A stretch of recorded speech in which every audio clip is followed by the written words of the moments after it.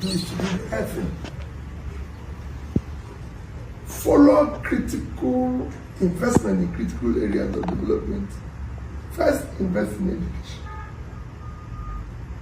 Invest in health and productivity. If you do that, Africa today, in terms of land area, is the second biggest continent. Has the biggest youthful population.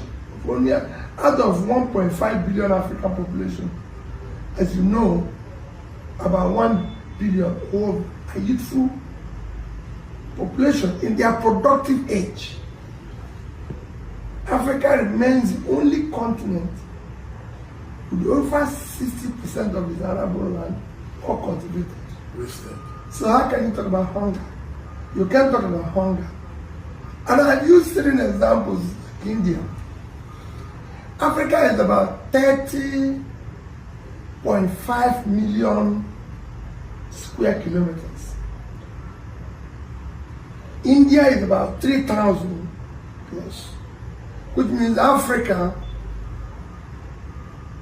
is 10 times India's size. India produces nearly 150 million tons of rice. Africa as a whole produces about 25 to 6,000. So India produces 6 times the amount of rice Africa produces. What if was even one that will show clearly that Africa is unproductive is that Bangladesh is around 48,000 square kilometers plus, which is less than 1%. It's about 0.05% of African size. Bangladesh, but they produce twice the amount of rice that Africa produces. So it's incredible. You find out that it's not going to work. It's not going. There's no way. There's no way. Even in Nigeria alone, 60% of arable land is uncultivated. We have 923,000 square kilometers of land. Bangladesh is 148 plus. So Bangladesh is 1/6 of Nigerian size. Yet Nigeria does not produce 10% of the amount of rice Bangladesh produces. And it's there. It's not something that is rocket science. They have everybody to see. So you can go on and find out that Africa has no reason to be hungry.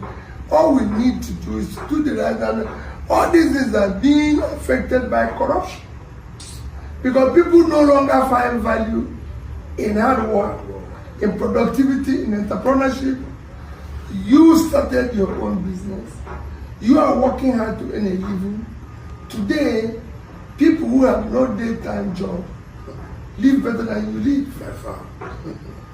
People who have no office live like stars. So it is a crisis. So we must deal with the issue of corruption aggressively. Maybe what the Chinese people are doing. Make sure that the amount you steal is death sentence. The amount you steal is life imprisonment. The amount you steal is not less than 10 years imprisonment. So when you deal with it strictly, then you start investing in critical area of development, which you can achieve organically by ensuring that those who will elect, one, are competent, two, have the capacity. Because you can have the competence, but you have passed the age where you have the capacity to work. You must have the capacity to be able to move around and do the right thing. Three, have the compassion. And leadership without compassion is not a leadership. A leader must be somebody who feel that, listen, we have to do things to the people. Citizens-led leadership. You must go 24 hours be thinking about the people. Anything short of that, you're wasting your time. And all these things comes with your character, with this and everything. So it's a critical thing we must do. But thank you for initiating the lecture. I mean, we all seem powerless, but we're not too powerless. So we can make our own individual contributions. At least in the future, our children will not ask us, what did you do? You keep complaining, but you did nothing about it. So, but it seems that they are trying to encourage all of us not to bother. It's just to say, don't even talk. You don't even say anything. And because your friend is in power, then you should stop talking. So the only people you can criticize are your enemies. So, and for me, criticism is an advice. I don't see criticism as an attack. No. It's an advice.